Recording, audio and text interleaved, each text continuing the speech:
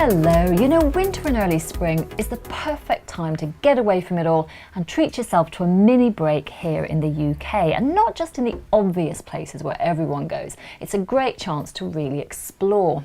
Now, you might think that the River Tees is surrounded by factories and heavy industry, but in reality the Upper Tees flows through the beautiful Durham Dales, through vibrant market towns. It's an area steeped in history, fabulous places to walk and cycle, great food, and of course cosy hotels with crackling log fires to snuggle up with in the evening.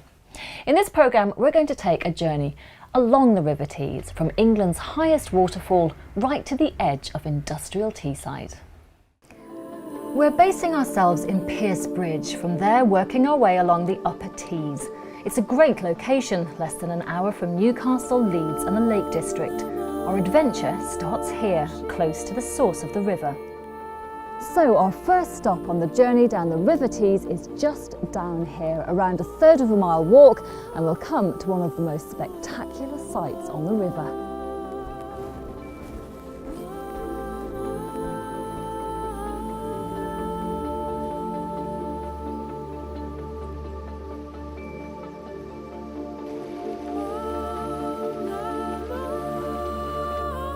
This gentle woodland walk about 5 miles from Middleton on Teesdale leads you to High Force, one of England's most breathtaking waterfalls. Over 21 metres tall, the water cascades over the volcanic rock of the Whin Sill, a ridge of rock running east-west across County Durham and Northumberland.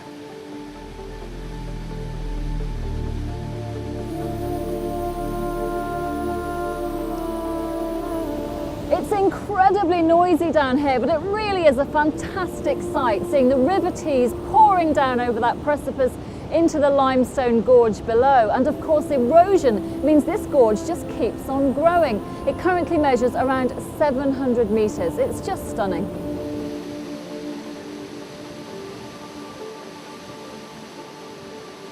High Force is hugely popular in summer. In winter and spring, you may be lucky enough to have it all to yourself.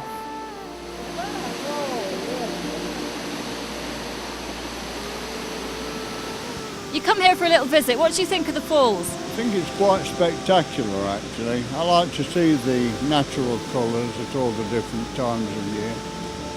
You've seen it before, 30 years ago. But it was about 30 years ago, and we walked up part of the Pennine Way and across the top of the fall on that occasion. Does it look any different? I can't remember. Yeah, I think there was. This was before the devastation caused by the gales a few years ago. So yes, there have been some changes.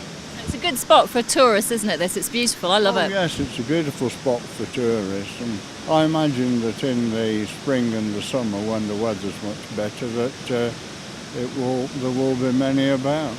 If you're a keen walker, you're in for a treat in this part of the country. Walking routes take you from gentle riverside paths through picturesque market towns and along rural bridleways with stunning views of the Dales. The region falls within the North Pennines area of outstanding natural beauty. The combination of large tracts of open moorland along with stone-built villages, rivers, waterfalls and industrial heritage means there really is something for everyone. And if you're a little more adventurous, the Tees itself offers endless opportunities for messing about on the river. This group of university students use it every week. Well, this part of the river's not like it would be over towards the Middlesborough area. It's a lot cleaner, a lot more environmentally friendly, and it's just beautiful, to be honest. You have got some stretches of flat water, some with shallow bits like this where it's a little bit of river, but there's also a lot of rapids on it as well, which is obviously more fun. So it's good for leisure pursuits. What sort of stuff do you get up to on it? Well, I prefer the kayaking side really to the canoeing. But no, we go kayaking, canoeing, doing rescue stuff, because for part of our course at the university at Teesside, it's just good for us to be able to get out of here really and get on the river and have a decent time really. So would you recommend to tourists to come to this part of the Tees? Well, definitely. The River Tees as a whole, for quite a short river, it's got everything on it. It has got waterfalls, quite substantial ones with High Force, down to big flat areas towards Yarm area. You've got the Tees Barrage, which is an Olympic whitewater event. and then you've got river running and rapids all along it. So it's good for people with a sense of adventure, like you guys, I suppose. Very good, yeah. No, it's brilliant. The relatively quiet roads make it hugely popular for cyclists too. Of course, if you're treating yourself to a mini break, you've got to get the accommodation right. We're staying here at the George Hotel in Piercebridge, a 16th century coaching inn with a modest frontage, a gorgeous cosy interior, and a stunning terrace with fabulous river views at the rear.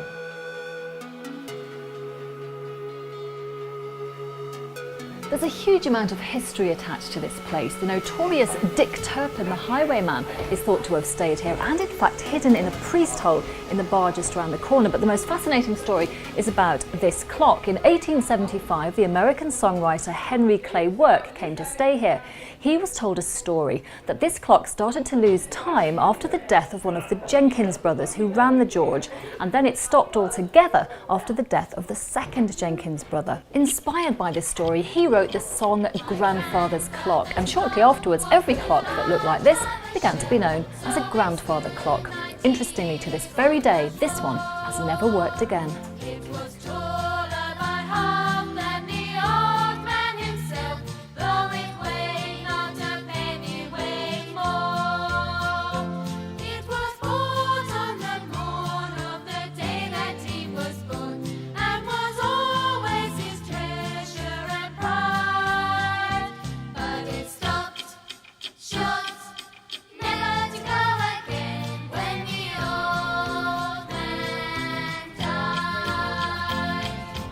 The hotel has a huge range of rooms to choose from, including this beautiful King George room. There are also superior, standard and family rooms. All the superior rooms are individually designed to an incredibly high standard, and the bathroom in there is pretty special and has a double shower and a double bathtub.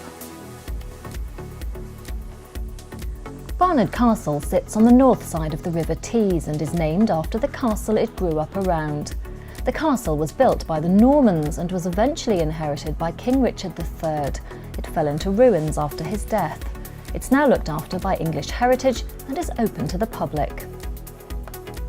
The town itself has quite a history too. Charles Dickens stayed here in the winter of 1837 while he was researching his novel Nicholas Nickleby. And it's been quite a popular hangout for writers over the years. People like Wordsworth, Defoe and Emerson have all stayed here. Nowadays, it's a great place just to potter around, have some afternoon tea and maybe do a spot of antique shopping.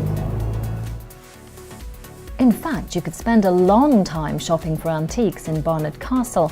At the last count, there were 13 art and antique shops here, including the one owned by TV antiques expert David Harper, best known for his role on the Antiques Roadshow. A gorgeous market town, 13 art and antique shops. It's a brilliant place for anyone to come who's interested in that sort of thing, isn't it? Oh, it's amazing, Barnard Castle. I mean, it's really quite unique. I travel all over the country filming and making antique shows, and there is no town like Barnard Castle. I mean, all of these antique and art shops and galleries are great for business because it pulls people in, not only from all over the country, but also all over the world. And people say to me, why on earth do you want to have an antiques business next door to another antiques dealer? Because there's competition. Well, of course, there is absolutely no competition whatsoever. I would love 100 antique dealers there because no two antiques are the same. So if you've got enough of you, the safety in numbers, it will bring the crowds in looking for art and antiques. It just makes sense. People could just spend all day here though, couldn't they? Just going from one shop to the next. And they do. And they often spend more. I spent 2 days with a Chinese buyer a few weeks ago here in Barnard Castle, walking up and down about half a mile stretch in these shops. We went elsewhere, but mainly he spent his money here. So from Barnard Castle, in a container, straight to Shanghai. Marvellous. Fantastic. And it's also in an area surrounded by ruined castles. You've got the Bowes Museum. It's a fabulous place for anyone who's interested in history, art and so on. Amongst rolling hills and beautiful scenery. This is one of the most underpopulated areas of the country, an area of natural, outstanding beauty. So we've got everything. And on top of that, we've got nice restaurants, we've got great walks, so it's got everything for a visitor. And hopefully they're going to spend some money while they're here. And if you notice, most of the shops are independents, family-run small businesses, and that in itself is completely well, almost unique now in market towns that so many small family firms are surviving, and it's purely because people visit Barnard Castle from a very long way away. The Bowes Museum is just around the corner, without doubt the most spectacular building for miles around. This magnificent French-style chateau was built by businessman John Bowes and his French wife Josephine to introduce the world of art to locals. It opened in 1872 and houses tens of thousands of treasures, the best loved of which is the 230-year-old Silver Swan, a life-sized automaton which is still in working order.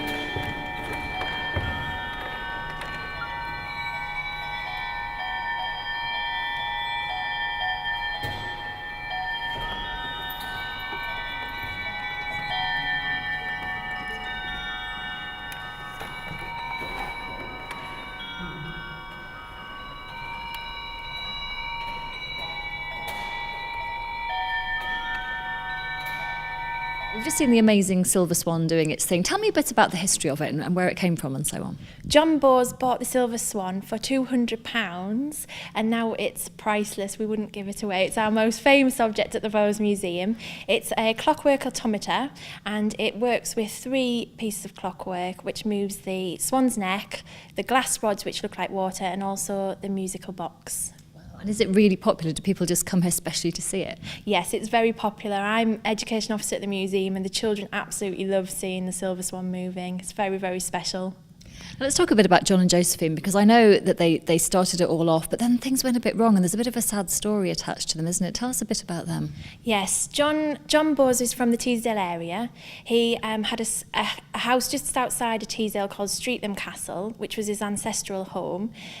He travelled to Paris when he was about 19 years old, and that's where he met Josephine as an actress. She was an actress in the theatre there, and they fell in love and got married, and they moved between Paris and Teesdale, and they were very happy. Unfortunately, they couldn't have children, so they decided to build the museum instead of having children, and to develop their interest in the arts and also to carry on the name of the Bowes family.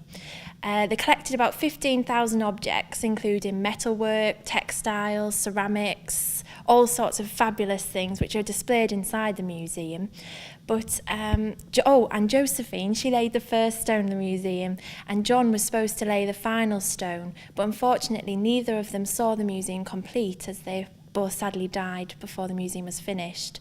The trustees of the museum continued the development, and it opened in 1892.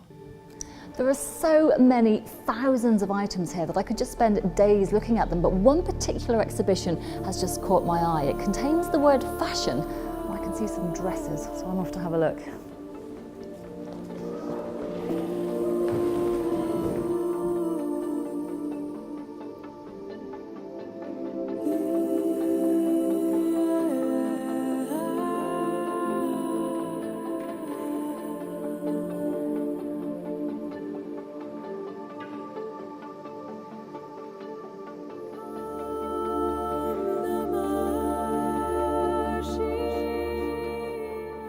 Back at the hotel, it's time to eat.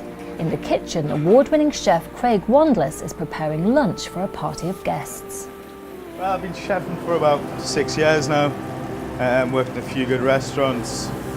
Now I took the challenge on at the George and Piercebridge to try and improve the food and, promote local produce and a bit finer style of food, bring it to the area. At a restaurant I worked at called Bouchon Bistro, we entered the F Word, Gordon Ramsay's F Word, and we won Best Local French Restaurant in the UK, which is a nice accolade to have. After that, I worked in a few good restaurants with the likes of Michel Roux Jr. and came back here, settled down, getting married, and then trying to improve the food in the Northeast. I would say it's modern British. We bring a lot of classics back, but put a modern twist on them using new style techniques. Steak pie is a classic dish, but done properly, it just elevates it to that next level. But today we're going to do a nice little starter Jerusalem artichoke.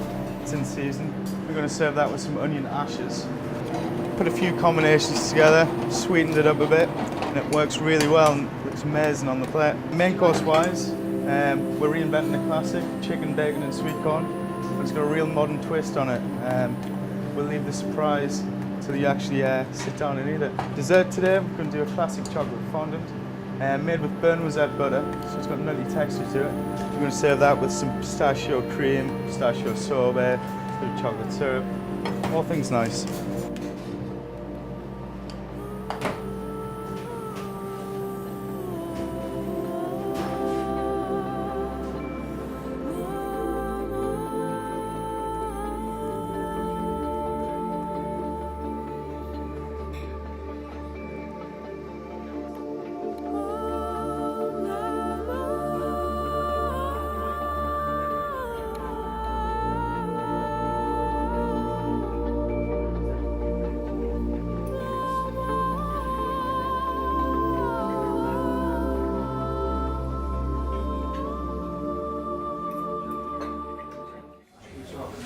It is so nice sitting inside, looking out at that panoramic vista of the river and the bridge, and about to tuck into a main course, which quite frankly, you could get at a top London restaurant. So excuse me now while I eat my steak.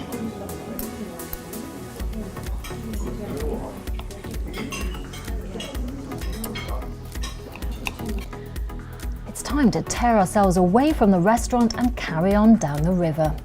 The Middlesborough Transporter Bridge is one of the Tees' biggest landmarks. Opened in 1911 to improve access to the north bank of the river, it's the longest transporter bridge in the world at 259 metres. You can cross the river 6 days a week, every 15 minutes. It's closed on Sundays, and it only takes 2 minutes to get across the river from Middlesbrough to Port Clarence. Just tell us a little bit, a potted history of the bridge. I know it opened in 1911. What can you tell us? Grew up with Middlesbrough, basically. It was so badly needed when industry kicked off on the river. It was just a logical progression from ferry boats up over. And yes, it grew with Middlesbrough as the industry grew. It's not just a way of transport, it's a real landmark on the river, isn't it now? It very much is now. I think in its early days it was a need. That's past, well, it's still a vital link, don't get me wrong, but it's very much a tourist attraction as well. So how popular is it? Is it really busy in the summer on here? Yes, it's quite busy. I wouldn't say we get hordes of people coming down, but it is steady visitor traffic. We've just been successful with a lottery bid, and we've got 2.69 million to put some lifts on the legs on the Middlesbrough side. And what that's going to do is basically open the bridge up to everybody. At the moment, only able-bodied people can climb the stairs. The lifts is going to allow everybody up there. So that's going to be an exciting new dimension to the bridge, because the numbers of people that request to go up there are just phenomenal, so we can hopefully handle them all then. The bridge attracts a lot of tourists, but for locals it's still incredibly useful as a shortcut across the Tees. Oh, I think it's a wonderful invention. There should be more of these around. It's quite fun as well, isn't it? Yeah, it is. It's quite scary if you're not used to something like this. Lots of history around the Transporter Bridge, but if you're a real history buff, how about a step back into Roman times? At Pierce Bridge, the remains of a fort dating back to 260 AD and possibly named Morbium. Most of it still lies beneath the village green and surrounding houses. It's believed to have been occupied in some form till well beyond 400 AD. The fort had several layers of defences to deter intruders. First of all, this ditch here. This had a very effective ankle-breaking gully at the bottom of it. If you survived that, you were into this one. This is another ditch known as the berm. At the bottom of that, there were pits, often filled with sharp wooden stakes, so intruders could really meet a grisly end in this one. And across there are some of the remains of the fort itself. Gosh, it's quite steep. Oh, I'm glad there's no spikes in there at the moment. So the fort itself would have had lots of different rooms within it, lots of different buildings. There would have been a headquarters building, a commandant's house, a hospital and stables. And as you can see, there is still quite a bit of the walls left. You can see the shape of the rooms. Just back there would have been the imposing East Gate, one of the main entrances to the fort, and that looked out on Deer Street, the old Roman road. The river itself has been a rich source of Roman artefacts too. Divers from the Northern Archaeology Group have been finding treasures here for 25 years.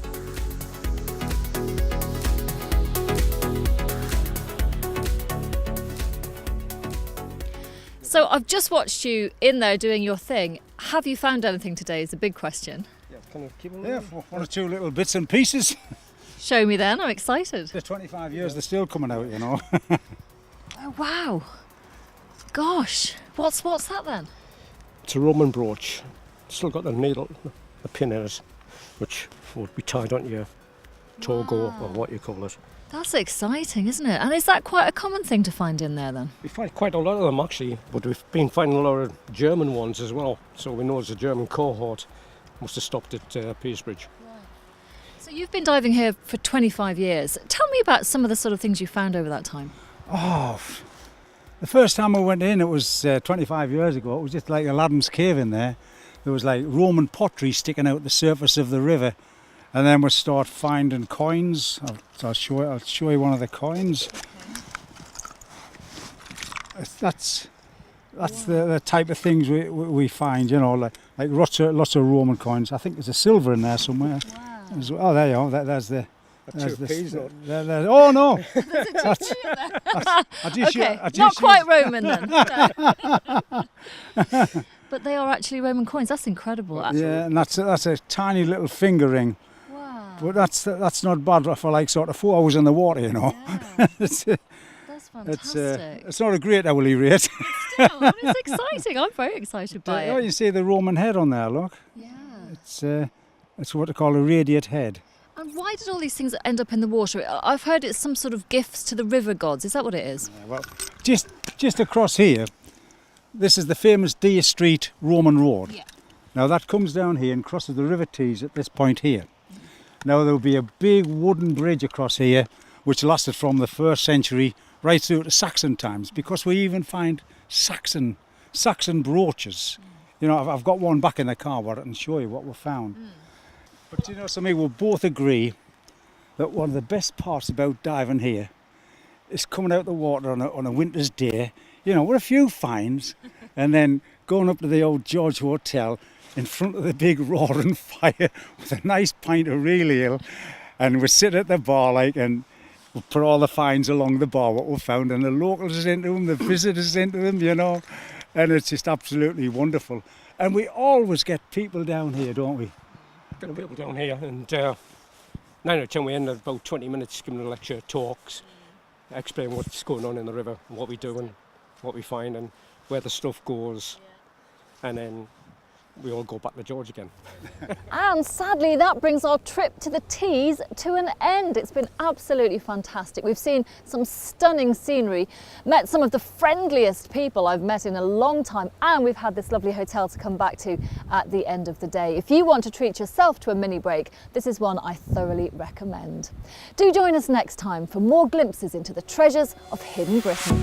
Goodbye.